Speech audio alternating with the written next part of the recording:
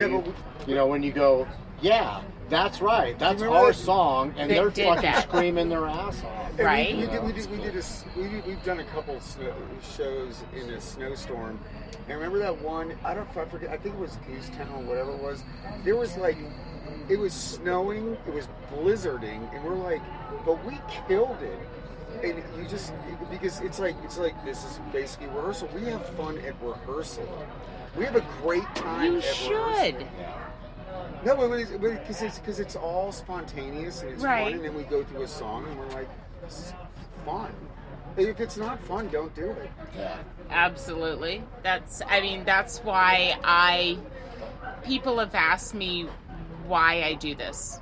I'm a little over 2 years in from start to finish, and they keep asking me, well, you must be making money on it. And I'm like, no, this isn't about the money. And if you want to make money, don't come into the music industry. Yeah. That ain't going to get you anywhere. They're like, well, then why do you do it? Well, because I love it. This is my hobby/addiction. How many people get paid to sit and watch video games at home, or play video games? Not very many, but why do they do it? Well, it's entertaining. They like it, whatever, This gets me out of video game though. It's like on. This gets me out of my house. It gets me out around people so that I don't hide in books. It gets me the ability to listen to great music daily. I have a t-shirt collection like I never had in high school or ever before I started doing this. I have a CD collection that to me is priceless. Yeah. Because I've got CDs of bands that aren't here anymore. Yeah. And that's cool. Send me your address on the message page, and I'll send you a shirt. Oh, fantastic. Fantastic. I've got to use. I've got to go. Let's hit the pause button. So, Chris, how long have you been in... Sorry, not Chris. Steve. I was on Chris. I am now on Steve. Steve, how long have you been on Steve? Well, it's Stevie, actually. Not quite. Pretty close. Almost. How long have you been in Grind Cat Grind? Just about 2 years now. And as like I mentioned in the introduction, I am the new guy. But about 2 years, right, Red? Yeah, but you're not the new guy. Okay. You seem like you're the newest. I'm the newest member. There's only been one change, and it was the drummer, and it's him, and he's... Stop saying that. No, it's a nice way to... I mean, I'm not one of the original members. I'm not going to argue or wrestle Rail because... Watch out. Oh my gosh. He weighs about 119 pounds of twisted balsa wood. Just because you're all that way. I'm that way. I started playing when I was about 8 or 9, and to my dad's, he wasn't happy that I wanted to pursue drums, but my dad was a badass musician. He played saxophone, clarinet, piano, guitar, bass, sang. He was a union musician, and he raised a family of 5 in the 60s and 70s playing music. Wow. In the LA Vegas circuit. So he was a beast. Wow. And he was also left-handed, and so he taught me to play drums left-handed, and I'm right-handed. So that had to be... It was weird. But I've been in it for a while, and then I took a life change. I was in the service for a bit, and then I didn't play 83 to 87. And then after I got out, I played a lot. And then I took like 25 years off. And my first gig, my first real gig back into it as a pro with these guys, because they're badasses. Right. Very intimidating. That audition was Grind Cat Grind. So I've been back in the music scene for about 5 years now.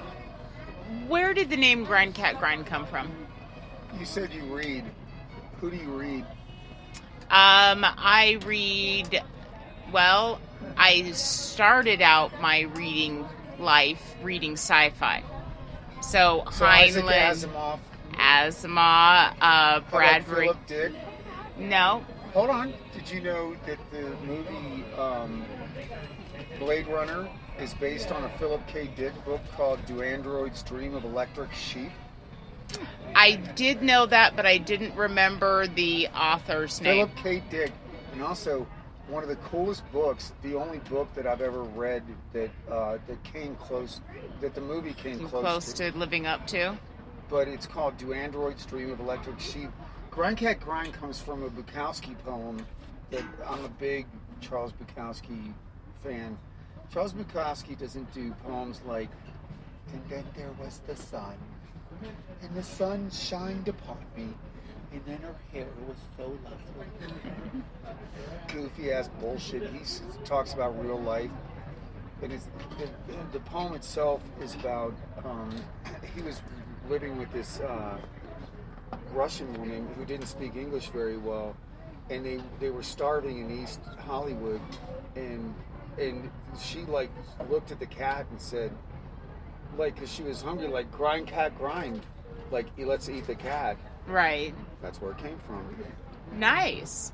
Oh, I have literary references in every single song. Oh, that is. Now I'm gonna have to go start listening even closer to see what I can pick out. I even use Dr. Seuss. Also, use the Outlaw Josie Wales. Yeah, One of the best movies ever. There's a couple quotes in his lyrics from those movies, and it's fantastic. Nice. I find the world very interesting, and I unfortunately am like a sponge, which sometimes irritates me because it's just too much. But I don't do drugs, so what am I going to do? I at one point in time regularly referred to myself as the keeper of useless facts, because random information would come across and it would just stick. And especially like quotes. It's not for looking through. It's not for eating. It's for looking through. And then, like, I like classic good movies. Like, I'm not a big Daredevil, or although I love comic books. Yeah. We love comic books, but it's there's a lot of references. Little Teeth has multiple references, but it's not where you get it from. It's how you put it together, and then Right. you turn it into a song. And it's not, for me, it's easy. And it's fun. And I got guys like Stevie and Joe and Philo who I always liked the questions every once in a while, like, all right, what the fuck is this about? And then I'll tell them. Like Cool Hand Luke. I don't know, do y'all know which movie that is? I do. Okay. Well, our newest one is called Lean, and we're going to record it relatively soon. And it's a Cool Hand Luke reference, but then you can put everything about what you think with a reference in it. That's Saint Madness. All of their songs, their songs are different. They very are. And one of my greatest pleasures is getting to sit down with Patrick, who does write all of their lyrics, and either come to him and say, okay, I was just listening to this song and I pulled this meaning out of it, and he'll look at me and go, I never thought about it that way. Or he'll look at me and go, you're on track. Or he'll look at me and go, no, it's actually about this. See, and I love that. I love the stories behind how the song was written, what made that song come to mind, or the stories that they have created for the song. They've got songs about vampires. They've got songs about the end of the world. They've got, you name it. They've probably got a song that's got a reference to it. And that's it. I'm now I really have to sit and listen to you guys so I can start picking those references out. The lyrics are in here, so it'll help you. Yeah, but Nice. But it's nice that you can read it and you're like, what the fuck? so And like then- when do you know what a shotgun house is? No. But what I do is when I read something about something like back in the day, like when people in the Old West, like they just built a house so you could shoot through it. in Okay, case so somebody the was coming long behind. and narrow kind of thing. So Little Teeth has, I even have a, but it's just references, but it's all about the same thing. And although I don't sing about vampires and I don't sing about world hunger or stuff like that, but I do sing about relationships which I find interesting because I happen to be either in or out of one, and most people usually are. Right. Well, We can all relate to that. everybody can relate to that. Well, exactly. But it's your process. You're singing from your life. He came in with me. So I'll put a bunch of lyrics up, and then I'll decide what I want, and then I'll just do it in the studio. And to me, it's a fun process. I thought you were. I was very entertained watching him do lyrics because it looked like complete chaos to me. But it's not to me. For him, Right. there was lyrics taped up around the sound booth, just about all the way around him. But what I do, go ahead. No, and it was just he would go from far left to far right because he would take all these ideas and then somehow he remembered where the fuck he wrote them down, and it would be like here and then there, and it was very chaotic to me. But he was right at home. I'm sitting here picturing somebody with all of these lines on different pieces of paper No, it was three, and just grabbing. It was 3 stand-up, like the ones that like violinists use, where the thing goes Right. like this. I 2, 2, 2, and then I would go, all right, and then I'd listen to it for a second. If I hear your beat or if I hear the riff, and then I'd go, this is exactly what I want to do. And then I'd go down, and we go to as far as we could, and then like in this last session, Bart would say, okay, you sounded on key, and you got to do this and that and other thing. Doing great. Bart McGrory. Should we throw? Yeah, absolutely. By the way, fan-fucking-tastic. Bart McGrory. But did you see her say she was having a good time? I'm sorry. go ahead. What's his studio? I can't remember his studio. I don't know. Crash Pad? I think it's Crash Pad. Yeah, Bart McGrory. He did this album, Crazy Pilots.